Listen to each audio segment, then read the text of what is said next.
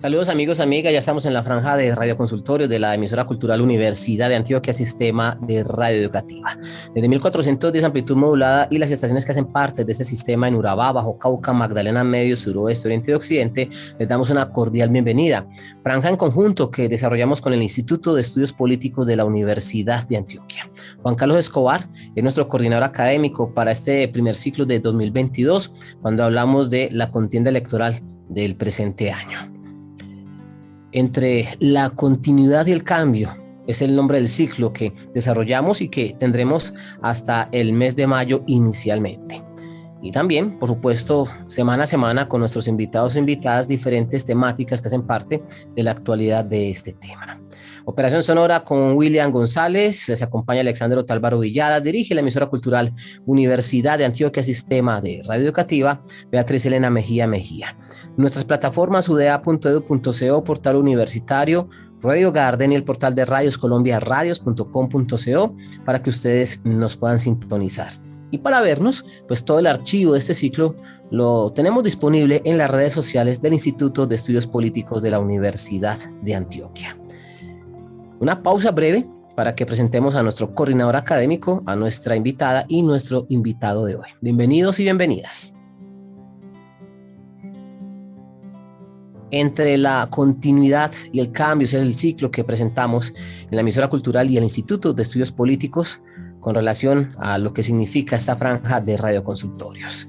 Nuestra invitada Andrea Arango, profesora del pregrado en Ciencia Política de la Facultad de Derecho y Ciencias Políticas de la Universidad de Antioquia. Igualmente, Juan Gabriel Gómez, profesor del Instituto de Estudios Políticos y Relaciones Internacionales de la Universidad Nacional de Colombia en Bogotá. Pero antes de la profesora Andrea y el profesor Juan Gabriel, nuestro coordinador académico, Juan Carlos Escobar, profesor investigador del Instituto de Estudios Políticos de la Universidad de Antioquia. Profe, bienvenido, ¿cómo le va? Alexander, buenas tardes. Muchas gracias de nuevo por el acompañamiento y el espacio de la emisora. Vamos hoy a seguir hablando de las legislativas. Han pasado 2 semanas, más de 2 semanas, y todavía seguimos hablando de las legislativas, pues por una razón más o menos sencilla, y es que se sigue moviendo un poco, pues como no digo el mapa, pero sí todavía están pasando cosas. Hicimos un primer programa hace 15 días sobre un primer balance. Hace 8 días estuvimos hablando más del tema de la registraduría y todo lo que pasó alrededor de ello. Y hoy, a 2 meses de la primera vuelta, pues vamos a volver a mirar cómo está el mapa, con 2 invitados nuevos que ya los has presentado, y donde tendremos 2 momentos como importantes en esta conversación. Un primer momento de balance. Estamos, repito, todavía haciendo balances de lo que pasó en las elecciones del 13 de marzo, posiblemente análisis ya más remozados, más tranquilos. Y segundo, vamos a hacer un acercamiento, o vamos a mirar qué es lo que está pasando ahora de cara a las presidenciales, porque igual tenemos en 2 meses elecciones de primera vuelta y se están, digamos, moviendo los candidatos en esa perspectiva. En efecto. Profesora Andrea Arango, bienvenida a este espacio de la emisora cultural, acompañándonos de nuevo. Ya ha estado en otra franja que desarrollamos justamente un ciclo con relación a estos asuntos de legislativas, anteriormente las consultas, y obvio, más adelante nos vamos a concentrar en las elecciones presidenciales. Bienvenida, ¿cómo le va? Gracias, Alexander, por la invitación. El profesor Juan Escobar, también Juan Gabriel, un placer.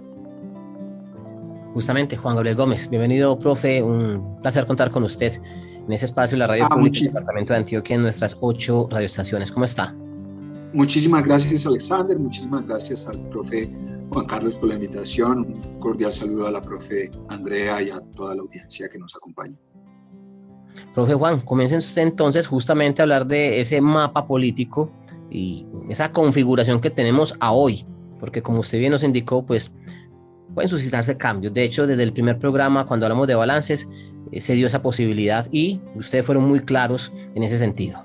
Sí, el chiste de ese momento era que casi que le estaban apareciendo votos hasta Rojas Pinilla, ¿no?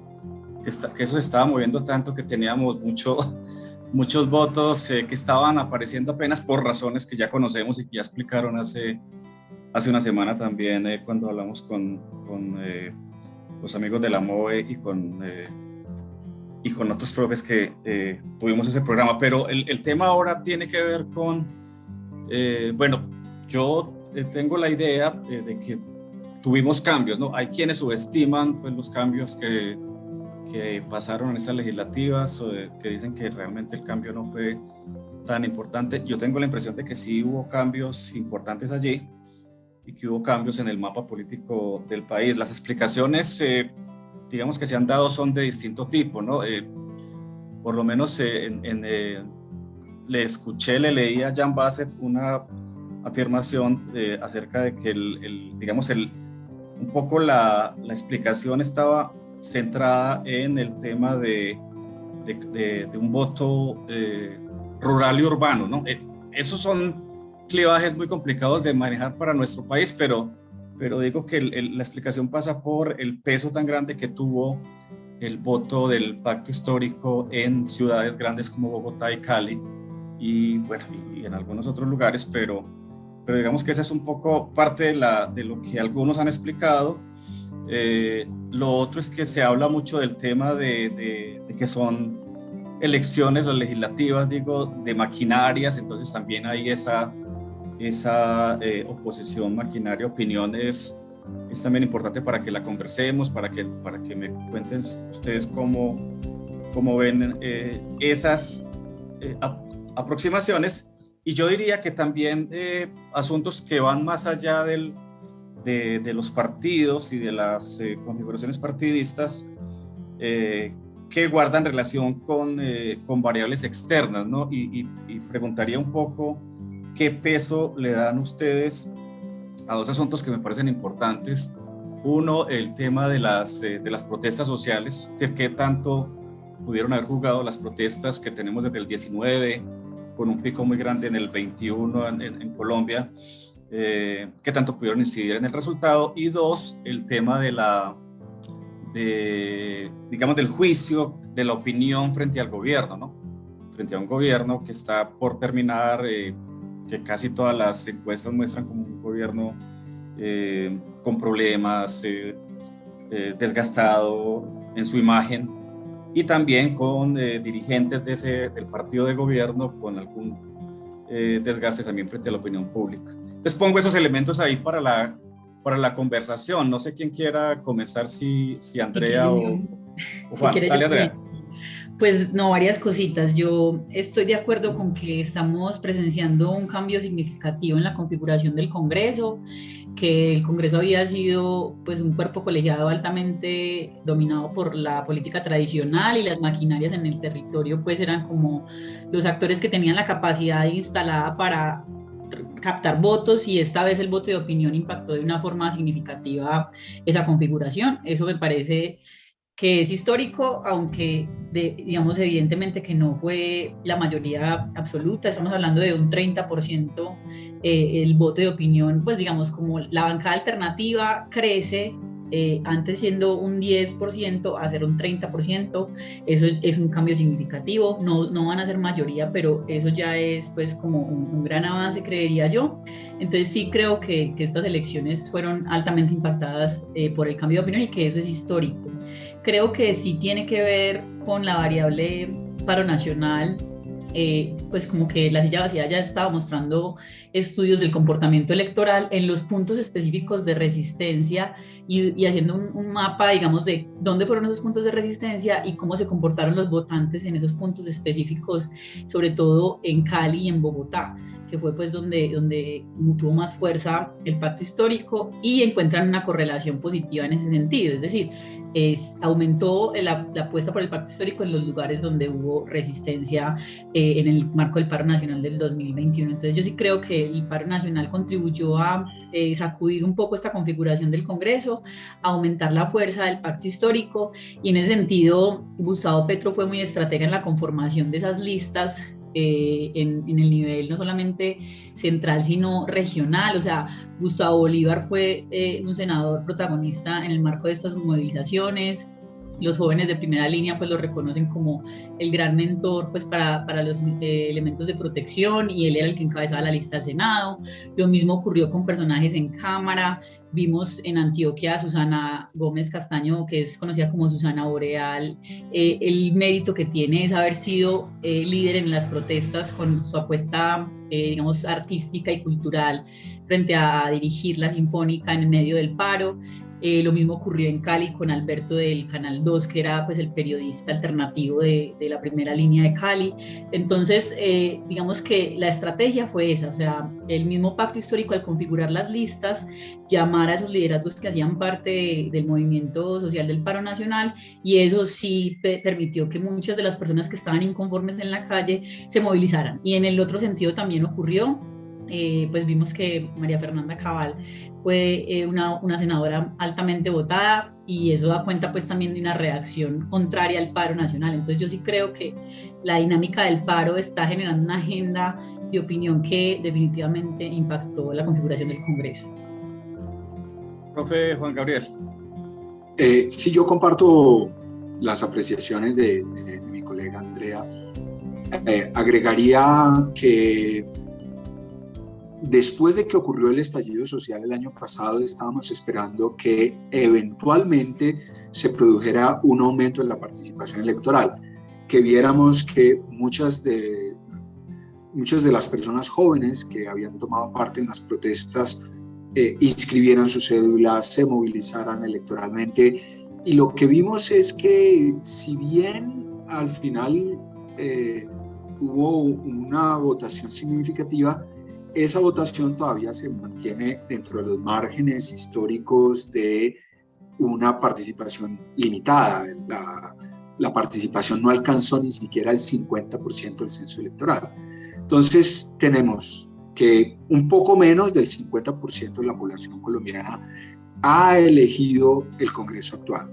Ese Congreso actual va a tener una gran dificultad para ponerse de acuerdo, porque si se mantienen los bloques que uno podría identificar de antemano, en el sentido pues de, por un lado, un bloque de izquierda y centroizquierda, en el cual estaría el Pacto Histórico, Alianza Verde, como ya lo expresó Rodrigo Londoño, los 5 votos de las curules de las FARC en el Senado, los 2 votos de las organizaciones indígenas.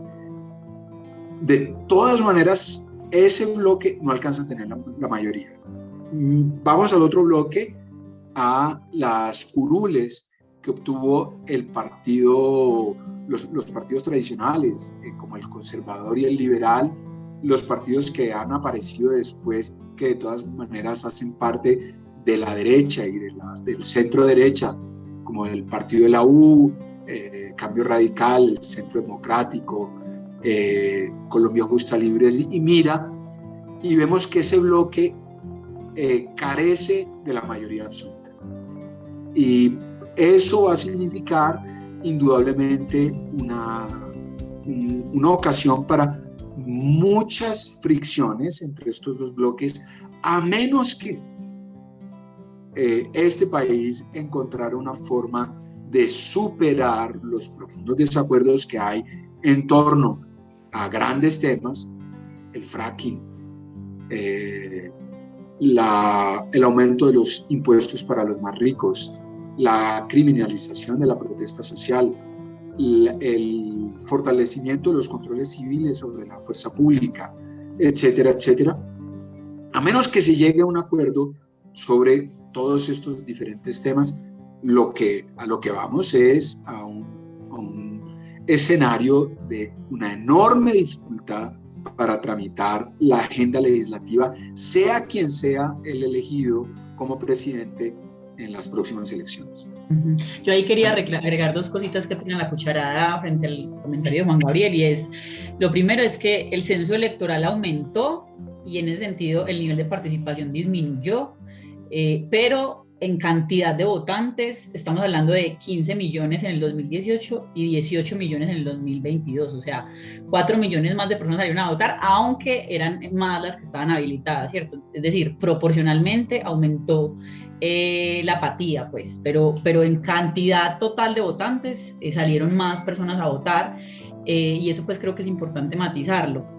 Otra cuestión es el Partido Liberal va a ser central frente a ese panorama que Juan Gabriel nos presenta. El Partido Liberal en este momento está en su mejor momento frente a que puede jugar con Fico o puede jugar con Petro para la presidencia, y con quien sea que esté en el gobierno le van a tener que dar cuotas burocráticas. Si quiere el gobierno que sea que gane, tener gobernabilidad y tener un Congreso pues que le tramite sus propuestas. Entonces creo que ahí el Partido Liberal va a ser como el enlace que va a poder desbalancear, digamos, el asunto o bien para un lado o bien para el otro.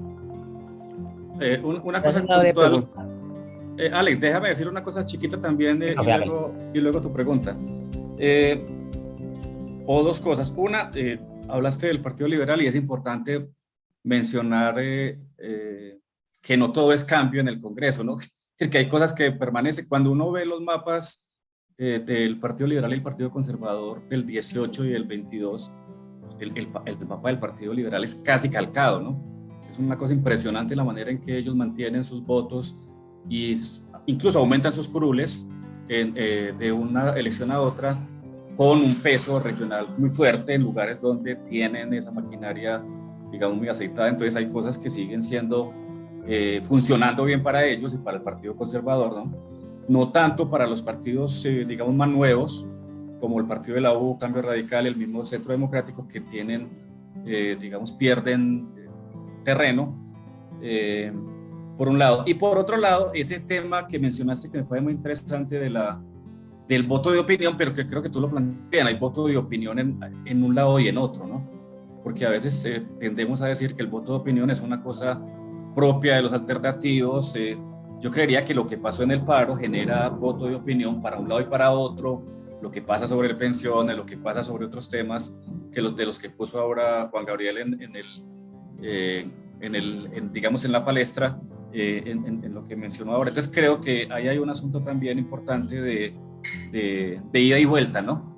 El Partido Conservador también frente al tema del aborto. Ganó 4 curules en Cámara, y el tema del aborto hizo que nuevos conservadores llegaran. Entonces el voto de opinión dentro del Partido Conservador en torno a este movimiento pro vida ha sido muy fuerte. Sí.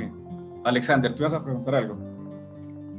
Sí, algo muy breve porque fue citado tanto por la profesora Andrea, igualmente por el profe Gómez, con relación a las agendas. Viendo ese mapa político del Senado y tan variopinto, y que pareciera que no existieran, digamos, una mayoría clara, esos temas grandes, importantes que ustedes citaron allí, que van a ser parte de este próximo Congreso durante los próximos 4 años a partir del 20 de julio, entendiendo que el debate es interesante, pero para la urgencia de muchos temas, ¿qué tan bueno o qué tan complejo es para el país que esos temas generen tanta división ante la manera como está dividido o va a quedar dividido en materia de bancadas del Congreso? Comenzaría con el profe Gómez justamente sobre esta materia, porque según eso se nos vienen debates muy interesantes, pero a la vez podríamos tender a que no se generen consensos. Ese es el temor que yo tengo, y siguiendo en la línea de lo que apuntaba Andrea acerca del papel del Partido Liberal. El Partido Liberal es un partido, diría, mercenario, a juzgar por la forma como se ha comportado luego de las elecciones de 2018, de la primera vuelta. El Partido Liberal, casi sin rechistar, sin realizar ningún compromiso fundamental con el candidato del Centro Democrático, adhirió a él a pesar de todos sus grandilocuentes discursos acerca de la importancia de respetar los acuerdos de paz, etc. En un momento crítico durante el estallido social el año pasado, cuando miembros de la oposición lideraron un voto de censura contra el ministro de Defensa por su responsabilidad en los asesinatos, en las desapariciones, en las detenciones arbitrarias, en las torturas cometidas durante el estallido social. El Partido Liberal mayoritariamente votó en contra de la moción de censura. Ahí yo quería, qué pena, Gabriel, darte una anécdota que me parece muy ilustrativa frente a lo que estás diciendo, y es la capacidad de mercenarismo de Gaviria. Es impresionante. Una noche antes de la moción de censura sale César Gaviria a decir en contra del ministro de Defensa que es imposible que haya unas violaciones a los derechos humanos de esa forma contra los jóvenes que están protestando, casi que rasgándose las vestiduras. Sale Iván Duque a tomarse una cena con él, y al otro día todo el Partido Liberal apoya al ministro de Defensa, o sea, como amenazando, y le dan 2 viceministerios al otro día. O sea, lo que necesitan es puestos burocráticos más que una agenda ideológica. Exactamente. Entonces, entonces eso me hace pensar que es un partido que finalmente está más cercano a la agenda de Federico Gutiérrez que a la agenda de Gustavo Petro. El tema es que cualquiera que sea el presidente, entonces va a tener que lidiar con este Congreso dividido, y tenemos una conversación política a juzgar por lo que ocurre en diferentes redes sociales, tanto en las redes públicas amplias como en las microredes de sitios como WhatsApp en los cuales participamos. La tensión que hay en esas conversaciones es muy grande. Es muy difícil conversar tranquilamente acerca de los diferentes problemas del país. Es mucho más fácil caer en los estereotipos, en los prejuicios, en las descalificaciones. Tenemos un grave problema de incivilidad, agravado indudablemente por los malos ejemplos que tenemos desde las figuras de la política hasta las figuras de la farándula, que hacen que tramitar, que discutir, que es lo propio de la vida política democrática, para llegar a algún compromiso, para poder llegar a algún acuerdo, se ha hecho muy, muy, muy difícil. Yo preguntaría lo siguiente, o haría el siguiente comentario para hacerle alguna pregunta también, y es, no solamente con el Partido Liberal, aunque el Partido Liberal es crucial en este momento, y por algo lo están buscando de un lado y otro, ¿no? Digo crucial, y ahí va un poco el interrogante, crucial para lo que pase en primera vuelta, o sobre todo para lo que pase ya en el ejercicio legislativo, porque yo tengo la impresión de que, y coincido en eso con muchos analistas que han dicho, en las presidenciales se juegan otras cosas, ¿no? No es tanto, es decir, el voto no es tan amarrado a lo que diga César Gaviria o el Yepes o el gran varón electoral, sino que hay un voto que discurre por otros lados, pero parece que el interés que tienen los dos candidatos que en ese momento tienen más opción por hablar con César Gaviria, tiene importancia también para ellos para la primera vuelta, creo yo, pero también para un consenso o para llegar a alguna mayoría en su momento. Entonces, ese mapa que se está armando ahí, parece que digamos, esa búsqueda de apoyos políticos de parte de los candidatos, de todos, hace pensar que sí es importante, a pesar de que, por ejemplo, en el Partido Liberal yo veo muy probable que haya una dispersión del voto muy grande, ¿no? Por ejemplo, en Antioquia las bases electorales acá o los dirigentes de acá están diciendo, no, nosotros ya tomamos una decisión, ¿cierto? Y tenemos más simpatía por Gustavo Petro que por el otro. Y lo mismo puede pasar en otras partes al revés, ¿no? No sé, en otras regiones donde posiblemente tengan más simpatía con Federico Gutiérrez o con el mismo Fajardo. ¿Cómo ven ustedes ese asunto? Yo creo que para Petro era muy importante tener el apoyo de César Gaviria de cara a la necesidad que tiene de ganar en primera vuelta. Pero ya que eso no se está viendo tan claro, ya no parece relevante. O sea, solamente Petro era el que necesita el apoyo de los liberales. En este momento, si los liberales se van para donde Fico, igual va a haber segunda vuelta, ¿cierto? O sea, en este escenario, o sea, un partido liberal dividido y repartido, va a haber segunda vuelta. Petro era el que necesitaba el Partido Liberal todo completo y adhesionado a él para ganar en primera vuelta. Ya en ese escenario estamos ante una segunda vuelta inminente y ya es irrelevante pues lo que haga el Partido Liberal, si se atomizan o si se van para donde Fico, porque si no se fueron todos en bloque para Petro, ya eso no sirvió, ¿cierto? Ya hay que pensar, es más bien en una segunda vuelta, y de cara a una segunda vuelta es que creo que Fico se está preparando, no solamente llamando a liberales, sino nombrando a su vicepresidente, pues tratando de apelar al voto de Fajardo, ¿cierto? Que es el que se va a disputar en segunda vuelta. O sea, ya también creo que todos se están preparando es para una segunda vuelta. Coincido con André. Sí, dale. Qué pena, quería agregar algo frente a la polarización que Alexander mencionó, que creo que es, y lo que el profesor Juan Gabriel decía del discurso emocional que se está dando ahorita, creo que es algo inminente e inevitable. O sea, Petro va a tener que corregir su discurso más elaborado, más programático, y va a tener que empezar a hacer uso de un discurso mucho más emotivo, mucho más sencillo, apelando a la base, que creo que es lo que está haciendo de manera muy eficiente Fico con el tema del miedo, de la expropiación, de cierto, como de sembrar ese discurso del miedo desde ya, que genera mayor polarización. Entonces creo que es inevitable pues como que sigamos digamos acentuando ese fenómeno de la polarización, digamos más de psicología política, del tema del miedo versus la esperanza. Entonces creo que se va a ir articulando más en esa relación pues como el discurso ahorita. Sí, coincido con Andrea.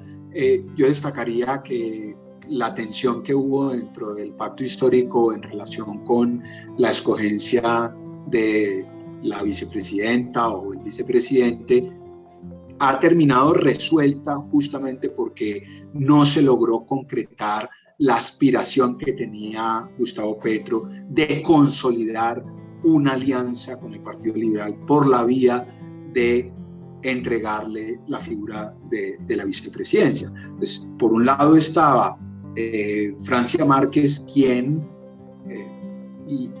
apelaba a la promesa hecha de que quien tuviera la segunda votación más alta dentro de la consulta del pacto histórico ocuparía el lugar de la vicepresidencia, y por el otro teníamos los mensajes repetidos una y otra vez de Gustavo Petro en el sentido de la importancia de mantener abierta la carta de la vicepresidencia para una posible alianza.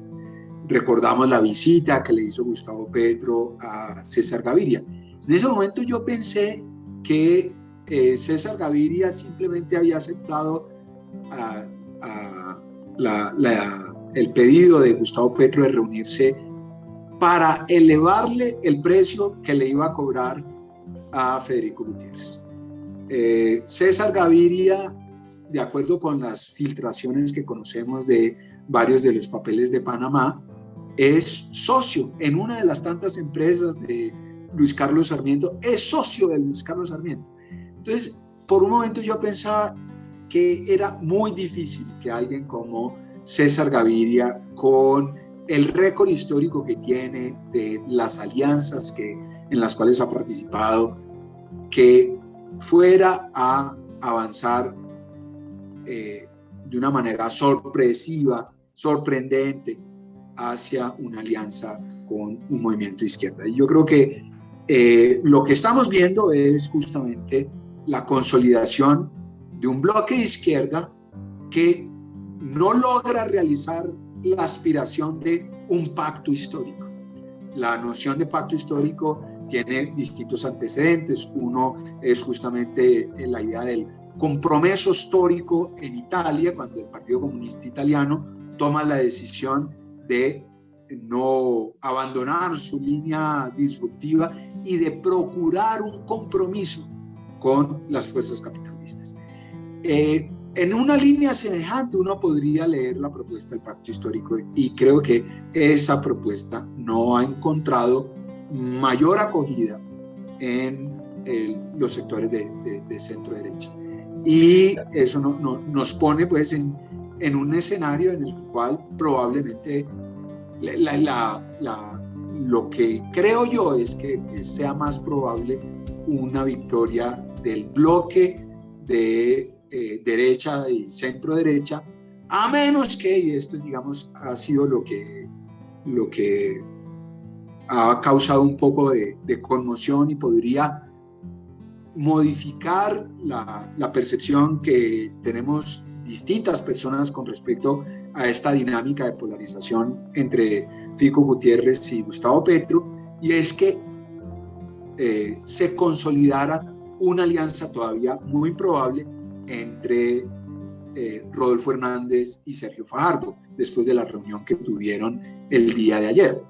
Una alianza de estos dos que tienen en común una bandera que es muy importante para muchos colombianos, que es la lucha contra la corrupción.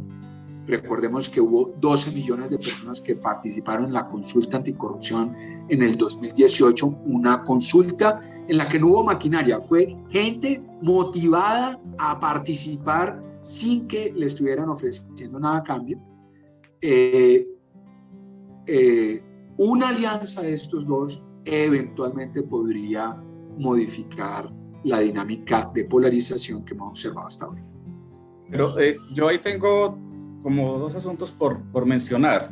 Uno es, yo veo muy erosionado el centro político. La verdad, después de la consulta, incluso después de la consulta, el llamado de la Alianza Verde casi que a voten como quieran de nuevo, es muy desesperanzador además, ¿no? Pues tienen, digamos, y lo que muestra esa señal es también, parece que nos estamos jugando una segunda vuelta desde ahora, en primera vuelta, ¿no? Por muchas señales. Una esa del centro mismo, desplomado después de la consulta, con muy pocos votos con relación a lo que uno pudiera pensar que sacaran, y con muy pocos votos frente a las otras consultas. Dos, digamos, un tema de los candidatos, de alguna manera activando esos extremos, pero también tendiendo canales con el centro, ¿no? Que es una cosa muy propia de las segundas vueltas. Eso, hace 4 años tuvimos un escenario de ese tipo.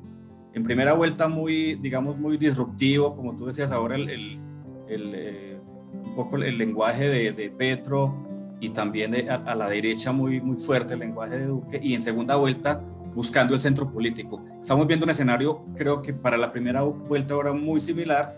Incluso yo no soy tan optimista de una unión de ese tipo, la verdad, y creo que el asunto se va a mantener por mucho como está ahora, y que los candidatos que están como tomando ventaja están tomando una estrategia de ese tipo, ¿no? Andrea lo decía ahora, tenemos a Federico Gutiérrez, que en los debates y cada que está Petro le pregunta y le dice y se refiere a él, y el tema es suscitar, digamos, emociones, ¿no?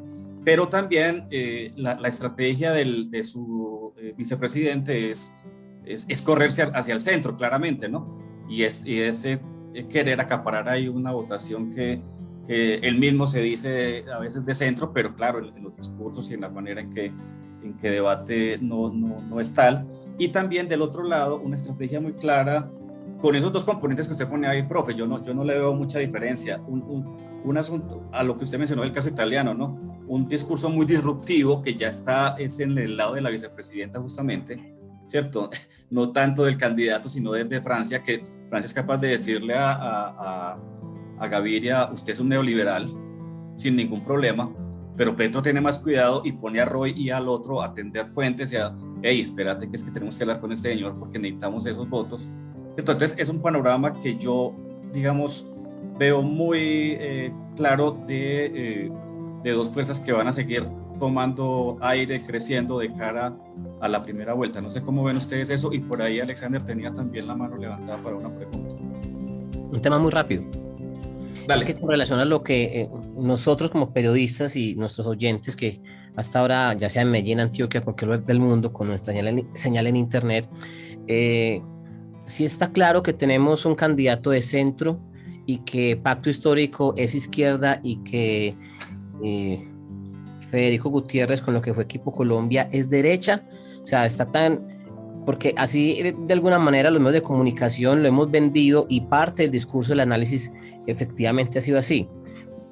Puede ser parte de otro programa, pero porque no es el tema central, pero en efecto ustedes consideran, incluso la pregunta para nuestro coordinador académico, que en efecto Federico Gutiérrez es de la derecha, Petro es izquierda y los otros efectivamente son del centro, o son denominaciones que simplemente pues ubicamos nosotros como periodistas en nuestro discurso, o la manera como por estrategia política algunos se acomodaron, entendiendo que ustedes conocen a mayor profundidad el tipo de políticas que persiguen cada uno de ellos. Yo diría que claramente lo son así como los identificas.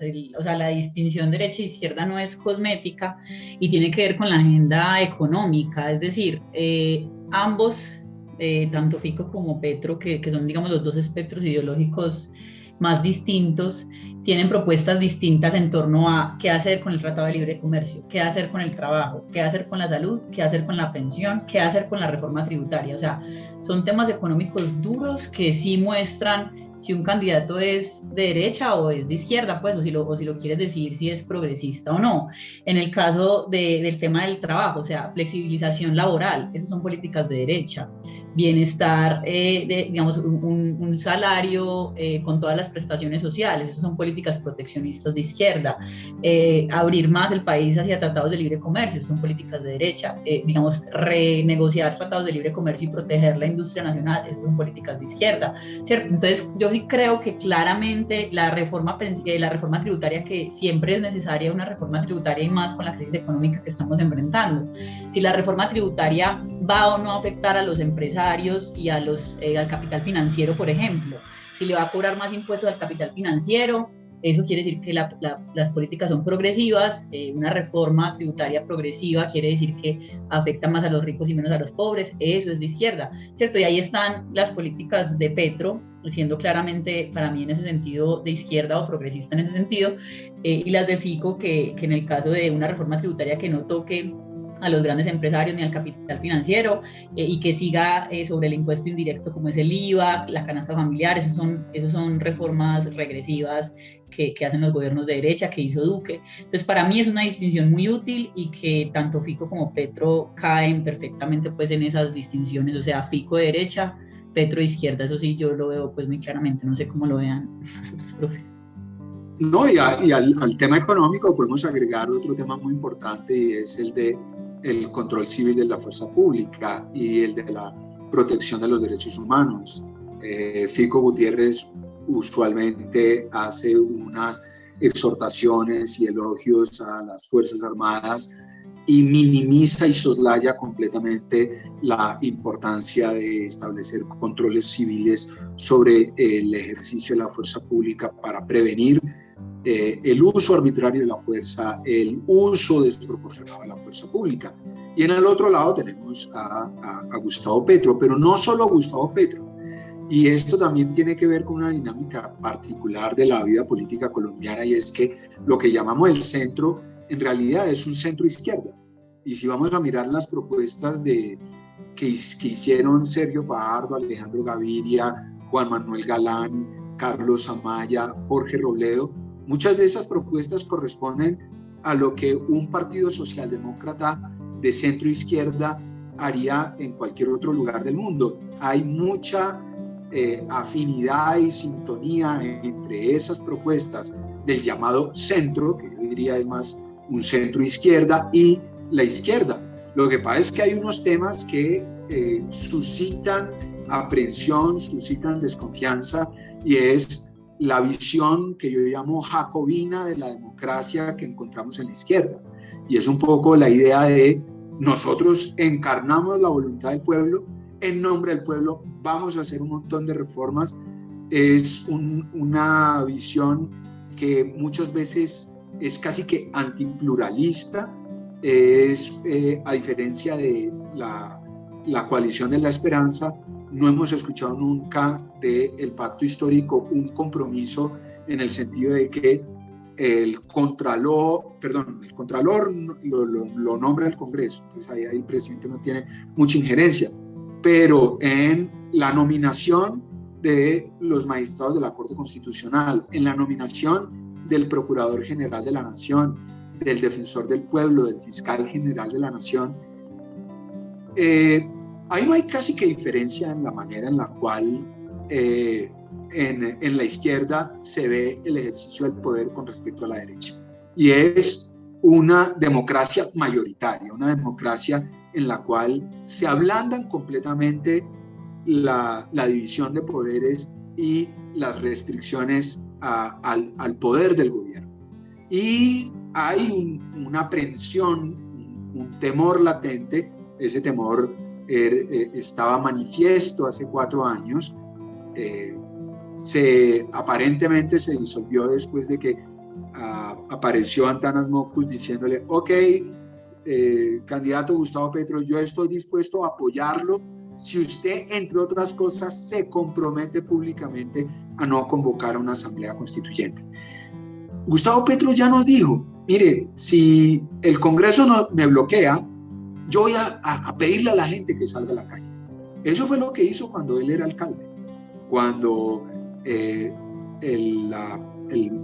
procurador de ese entonces, el señor Ordóñez, inició un proceso disciplinario para removerlo de su cargo por las decisiones que tomó en relación con el tema de las basuras, la respuesta de Petro fue convocar a la gente a la calle. Y pues, que un presidente convoque a la calle a la gente es realmente el expediente para un enfrentamiento político en muy gran escala. Y creo que ese matiz sí es importante, y es el matiz en lo que concierne a lo que yo les decía hace un momento, la visión jacobina de la democracia, una visión que uno puede caracterizar como populista en el sentido de un discurso que parte el espacio político entre 2 grupos, como lo hiciera otrora Gaitán. Este es el país nacional, este es el país político, este es el pueblo, esta es la oligarquía, mientras que el centro político sí ha procurado establecer un discurso de puentes que no conduzca a la polarización política. Yo creo que ahí, frente al escenario de segunda vuelta, es muy probable que ocurra lo mismo. O sea, los votos de la segunda vuelta de hace 4 años del centro se fueron por Petro. Aun cuando el centro llamó al voto en blanco, pues aun cuando Fajardo llamó al voto en blanco, esos votos fue para Petro. Y yo creo que en segunda vuelta estaríamos ante un escenario similar, pues siendo miembros representativos de esa colectividad los que se unan pues como a ese de sí con Petro, pero las condiciones que pongan para ese cuidado institucional que Juan Gabriel está mencionando tan importante. Y justamente como Fico Gutiérrez está viendo que ese es un posible escenario, ha hecho una jugada magistral, y es la de decir: me corro al centro, porque es que él está en una posición mucho más vulnerable que la de Gustavo Petro. Y es que si él se moviera mucho al centro, una posibilidad sería la de que Rodolfo Hernández procurara capturar cierto voto de la derecha y que le hiciera campaña, por decirlo así, en la retaguardia de Fico Gutiérrez. Entonces Fico Gutiérrez tiene que cuidar sus votos de derecha, pero a diferencia de Iván Duque, que tuvo una votación más contundente que la de Fico Gutiérrez, esta vez Fico Gutiérrez tiene que encontrar un camino hacia el centro, y haber llevado a Rodrigo Lara Sánchez como fórmula vicepresidencial es parte de ese ejercicio, es parte de ese intento de decir: vamos a ver cómo logramos que ese voto de centro se parta, que algunos se vayan para Petro y una cantidad mayor se vaya para el bloque de Fico, porque hasta ahora todas las encuestas de opinión indican que en segunda vuelta, si se enfrentaran Fico y Petro, ganaría Petro. Lo que pasa es que todavía sigue habiendo un volumen muy grande de votantes que no han definido cómo es que van a votar. Una de las cosas extraordinarias del resultado electoral del 13 de marzo es ver 12 millones de personas que participan en la consulta, 18 millones en total que participan en las elecciones legislativas. ¿Dónde están esos 6 millones que dejaron de votar? ¿Cómo van a votar esos 6 millones que fueron a las urnas el 13 de marzo, pero no participaban en la consulta. Yo estoy de acuerdo con eso que está diciendo el profe, porque sí, yo creo que estaba más o menos claro que yo creo que todos tienen claro, incluso los candidatos, que hay un puesto en segunda vuelta, ¿no? Y ellos mismos lo dicen, pues eso no, pues yo voy a ser el que voy a segunda vuelta a competir con, ¿cierto? Y esa ficha ahí es Gustavo Petro. Y en un escenario de segunda vuelta muy polarizado, donde el rival de Petro sea un personaje muy... Sí, donde, por ejemplo, Federico hubiera puesto una fórmula como María Fernanda Cabal, ¿sí? Muy seguramente estaríamos ante otro escenario, ¿no? Ante un escenario de mayor oposición, donde Petro se siente más a gusto, ¿no? Y donde puede captar mucho más, digamos, y puede ser más fácil ganar en esa segunda vuelta. Yo creo que ahí la jugada que hace Federico es, yo coincido con eso, es... yo no sé si es de él, pero es muy inteligente la jugada, porque es captar una votación desde ya de un centro político que tiene, que ve que en el centro mismo no hay una opción viable en este momento, ¿sí? Porque además el centro político tiene muchas dificultades para, es decir, es un lugar muy incómodo en política y en política de sentimientos, ¿cierto? Porque no correrse para un lado o para el otro es casi que sacrificar parte de ese centro, y es alinearse para un lado o para el otro, y ese es el riesgo, esa es la dificultad y ese es el drama que sufre el centro político, digamos, reflejado en Fajardo o en lo que era pues esa coalición. En cambio ahora lo que están haciendo, sobre todo creo que en eso sí, yo creo que en casi todo hasta ahora, excepto en eso, la estrategia de Petro había sido casi perfecta, ¿no? Es decir, una estrategia de tender puentes con políticos, ¿sí? Tender puentes con algunos empresarios incluso, mantener abierta también yo creo que ahora un poco por la fuerza de las circunstancias, mantener abierta ese lado disruptivo con Francia, ¿no? Porque finalmente yo creo que él pensaba en otra cosa para la fórmula muy parecida a la que estaba pensando Federico, pero obviamente se impone un poco eso que pase en la consulta y Francia se hace, es muy difícil decirle que no pues en la fórmula. Pero ella estaba abierta a la posibilidad de que le dijeran que no, o sea, el problema no fue la voluntad de Francia ni la presión del movimiento de base, el problema fue que César Gaviria no aceptó. Si César Gaviria hubiese aceptado, la jugada maestra seguía ahí en juego. Ahí yo también creo que digamos, a Petro le ha tocado apelar a las bases porque ya no hay para dónde más crecer. O sea, él ya tocó techo, entonces le tocó tirar raíces, porque la forma de poder seguir creciendo era con Gaviria y él se la estaba jugando hasta el final. Hasta Francia Márquez estaba dispuesta, ella misma decía, yo estoy dispuesta a que no sea la vicepresidencia con tal de seguir apostando por este proyecto político. El que dijo no fue Gaviria, ¿cierto? O sea, no fue que ella le estuviese haciendo presión. Y yo creo que ahí, frente a lo que dice Gabriel de Fico, que está casi que en la cuerda floja, que no, digamos, si se tira más para un lado, para el otro, se puede pues quemar, tiene que hacer una filigrana muy grande, es el voto castigo contra el centro democrático, o sea, que es la crisis de gobernabilidad que generó Duque, luego las crisis que le tocaron pues con el tema de la pandemia, los 2 paros, dejaron al centro democrático devastado, pues tanto que están pensando en constituirse más bien en un nuevo partido, y es pasar de 19 senadores a 13, o sea, 6 senadores menos, de 33 representantes de la Cámara a 16, es decir, 17 representantes menos. El gran aporreado pues de estas elecciones fue el Centro Democrático, entonces también a Fico le queda muy difícil acercarse a esa derecha radical, sabiendo que cuenta con esos votos, no perderlos tampoco, pero ahí jugando a que se tira un poco hacia el centro con este vicepresidente, ¿cierto? Está ahí como en mucha filigrana el hombre. Yo agregaría lo que acaba de decir Andrea, que el otro gran aporreado sí ha sido el centro político. Cuando en las diferentes encuestas de opinión le preguntan a la gente, en la escala izquierda-derecha, siendo 1 la extrema izquierda, siendo 10 la extrema derecha, ¿usted dónde se ubica? La gran mayoría de la gente tiende a ubicarse hacia el centro. La gente que se identifica con la extrema derecha hace una década era un bloque mucho mayor que el que hay ahora. Pero habiendo esa concentración de personas que se identifican como más de centro, ¿por qué el centro no pelecha? Y entonces, miremos cómo durante las diferentes encuestas que se hacían casi que desde el 2018 hasta ahora, la favorabilidad de Sergio Fajardo era muchísimo mayor que su desfavorabilidad. Y esa favorabilidad era también muchísimo más alta que la de Gustavo Petro. La desfavorabilidad de Gustavo Petro superaba su favorabilidad. Eso vino a cambiar hasta hace muy poquito.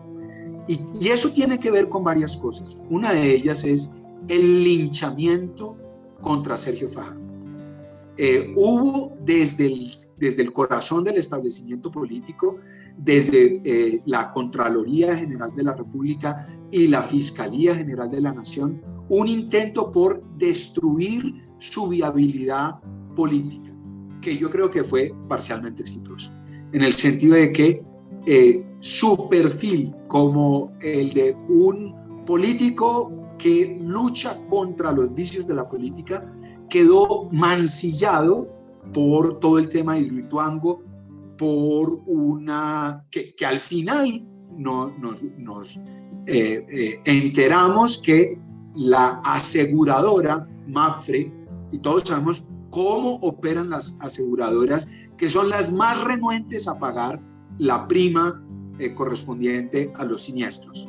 Cualquiera persona que haya estado en un accidente de tránsito y que haya querido que el seguro le pague, el seguro investiga primero si uno ha tenido la culpa, y si uno ha tenido la culpa no le paga la prima. Pues aquí Mapfre investigó, esculcó, revolcó y no encontró ni dolo ni culpa.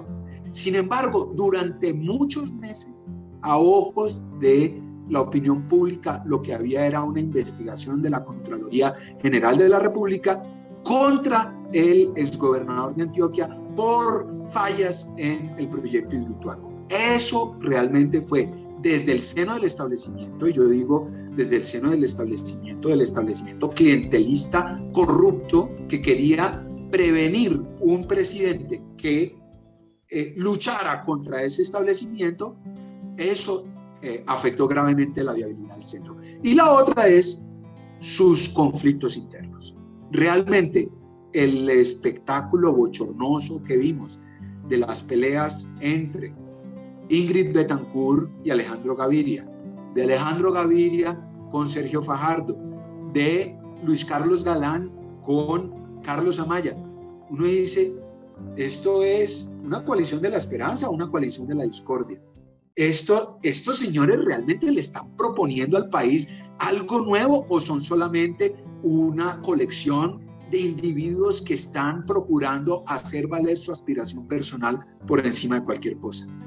Ahí el centro se desdibujó, y eso explica que Sergio Fajardo haya obtenido una votación inferior a la que obtuvo Francia Márquez, que se convirtió en un fenómeno político electoral en este 2022. Profe, pero yo agregaría ahí un elemento que tiene que ver incluso antes de la coalición, con la dificultad que tiene el centro para generar propuestas o para saber vender esas propuestas, ¿no? Es decir, me parece que también hace rato que están ahí un poco en el ejercicio de no estamos ni en un lado ni en el otro, ¿sí?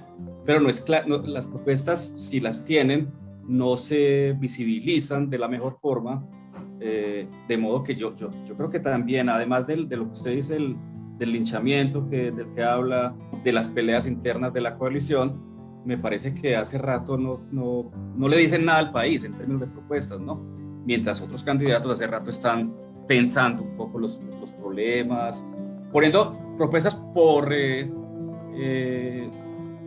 como quiera que sea, populistas, como quiera que se llamen, pero poniendo propuestas, arriesgando un poco en eso. El centro ha sido muy tímido en arriesgar propuestas y o se desdibujan esas propuestas frente al panorama actual, ¿no? Yo diría que se desdibujan, porque es que muy al comienzo de la campaña, por ejemplo, todos los miembros de la Coalición de la Esperanza desde Cúcuta lanzaron un comunicado diciendo: tenemos que modificar las relaciones diplomáticas con Venezuela. No puede ser que continuemos sin embajador en Caracas. No puede ser que no sigamos que no tengamos oficinas consulares que atiendan las necesidades de los colombianos en Venezuela, las necesidades de los venezolanos en Colombia.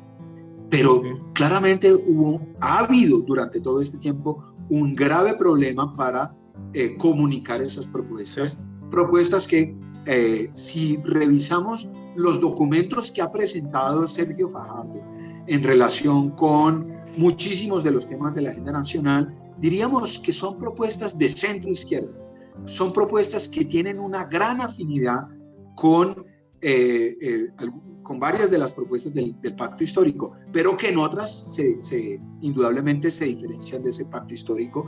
Pero sí ha habido un grave problema para posicionar esas propuestas para que no queden opacadas, por un lado, por la extraordinaria visibilidad que ha alcanzado Gustavo Petro como el reivindicador de los intereses populares, como sucedió durante el estallido social. Y por el otro, frente a las propuestas de Fico Gutiérrez, quien claramente aparece asociado con la defensa de los empresarios, no de los trabajadores, de las fuerzas militares, no con la lucha de los derechos humanos, etc.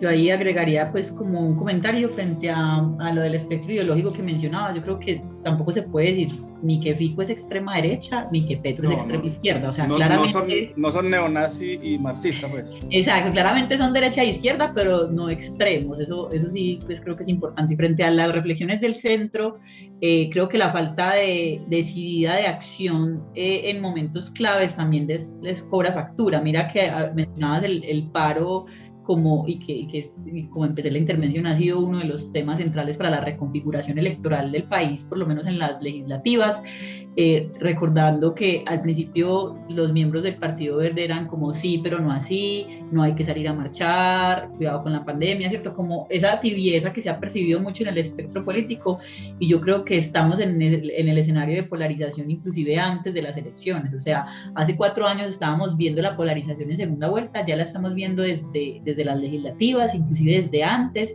y eso obedece a escenarios de crisis económica. Siempre en ciencia política, cuando hay crisis económica, hay una crispación política y una polarización inevitable. Entonces, ver que en ese contexto de crisis de hambre, de gente en la calle, crisis migratoria, estas personas están pensando más en unas recetas, digamos, intermedias. La gente los percibe como tibios, y yo creo que el momento político nacional sí requiere un compromiso más decidido, pues como por lo menos vigoroso y enérgico en torno a unas agendas claras, ¿cierto? Creería yo ahí. Y que no se trata de romper revistas, ¿no? Lo único es que tendría una diferencia, Matiz. Yo creo que compromiso sí hay. Compromiso hay en personas como Robledo, como Fajardo, pero indudablemente mensajes como el de Alejandro Gaviria, de decir, no, que acertada la elección de Carrasquilla como miembro de la Junta Directiva del Banco de la República. La persona que más claramente asociada con los agravios que motivaron el paro nacional en el 2021, y Alejandro Gaviria hace esta declaración. Y al día siguiente dice, no, me arrepiento, yo creo que no dormí bien pensando en esa declaración que hice. Yo creo que ahí yo veo dudas, equívocos, etcétera, pero en otras yo no. Yo creo que el país en el 2021 realmente, con toda la violencia que vimos durante el estallido social, estaba realmente pasando por un trance muy difícil, y que el mensaje que envió Robledo, Fajardo, de no ir al extremo de la confrontación, era el mensaje de un sector que estaba buscando tender puentes. Desafortunadamente, los extremos de ambos lados quemaron esos puentes y ahí también se fue quemando la viabilidad de ese centro. Bueno, vamos hablando. Solo digo una cosa, y es que Alejandro Gaviria era mejor candidato cuando era rector de la Universidad de los Andes. Ya después no, ya después se enredó mucho. Alexander. Bueno, pues la conversación está muy interesante, tanto con la profesora Andrea y el profesor Juan Gabriel, pero esa franja ya nos toca por ese capítulo de hoy terminarla, porque continuamos con más programación en ese espacio de la emisora cultural de la Universidad de Antioquia o en esta franja. Profe Juan Gabriel Gómez, muchas gracias por acompañarnos, ha sido muy interesante y esperamos que a medida que avance este proceso podamos contar de nuevo con usted en este y en otros espacios de la emisora. Que esté muy bien. Muchísimas gracias por esta invitación, gracias por compartir el espacio con mis colegas Juan Carlos y Andrea, muy gentiles. Un saludo especial para la audiencia. Gracias. Igualmente, profesor Andrea Arango, muchas gracias por estar con nosotros. Gracias, Alexander, gracias al profesor Juan Escobar y Juan Gabriel. Profesor Juan Carlos, nos encontramos entonces en 8 días con más invitados e invitadas y por supuesto el agradecimiento a nuestros oyentes por participar de esta franja de radioconsultorios del Instituto de Estudios Políticos de la Universidad de Antioquia y por supuesto pensando también en lo que significa nuestra emisión vía redes sociales a través del instituto. Profe, que esté muy bien, hasta pronto. Muchas gracias también a Juan Gabriel y a Andrea y a ti, Alexander, y a la audiencia. Un saludo. Bueno, rápidamente nos despedimos, amigos, amigas. Gracias por acompañarnos en nuestras 8 radioestaciones, señales de internet y redes sociales del Instituto de Estudios Políticos de la Universidad de Antioquia. Hasta pronto.